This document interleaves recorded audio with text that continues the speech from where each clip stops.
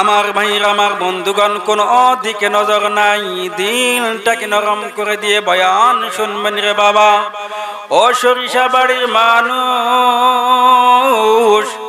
আল্লাহ রাব্বুল আলামিন বলেন, ওয়াত্তাকু ইয়াওমান তুরজাউনা ফীহি ইলাল্লাহ, ওয়াত্তাকু ইয়াওমান তুরজাউনা ফীহি ইলাল্লাহ সুম্মা তুওয়াফা কুল্লু নাফসিম মা কাসাবাত ওয়া হুম লা ইযলামুন। আল্লাহু আকবার বলেন।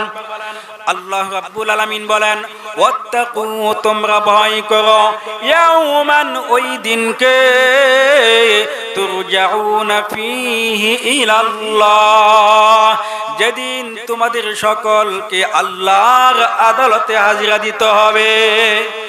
আমাদের সবাইকে আল্লাহর আদালতে হাজিরা দিতে হবে কি হবে না বলেন? এই মাহফিলের যিনি প্রধান অতিথি জনাব মোহাম্মদ ফরিদুল কবির তালুকদার শামীম, তাকেও আল্লাহর আদালতে হাজিরা দিতে হবে কি হবে না বলেন? এই মাহফিলের যিনি সভাপতি, তাকেও আল্লাহর আদালতে হাজিরা দিতে হবে। এই মাহফিলের যিনি প্রধান আলোচক মুফতি ফয়জুল্লাহ নোমানী, তাকেও আল্লাহর আদালতে হাজিরা দিতে হবে কি হবে না বলেন?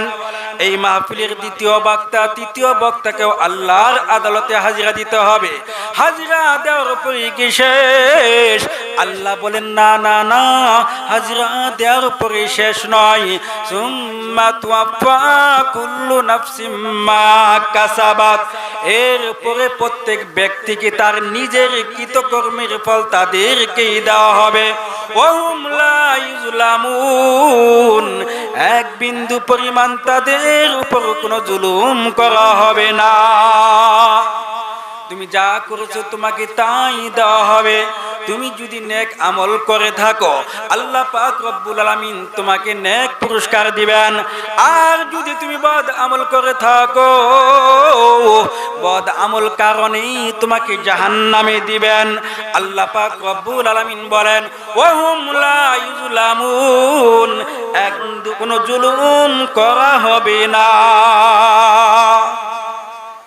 এই আয়াত দ্বারা বোঝা গেল আল্লাহ রাব্বুল আলামিন বলেছেন, ওয়াত্তাকু, তোমরা ভয় করো, ইয়াওমান, ওই দিনকে, তুরজাউনা ফীহি ইলাল্লাহ, যেদিন তোমাদের সকলকে আল্লাহর আদালতে হাজিরা দিতে হবে। আল্লাহ পাক রব্বুল আলামিন এই আয়াতের কথা কেন বললেন? কারণ হলো আল্লাহ পাক রব্বুল আলামিন বলেন, যাদের অন্তরে আল্লাহর ভয় থাকবে ওই বান্দা কখনো সুদ খাইতে পারে না। যার অন্তরে আল্লাহর ভয় থাকবে ওই বান্দা কখনো ঘুষ খাইতে পারে না।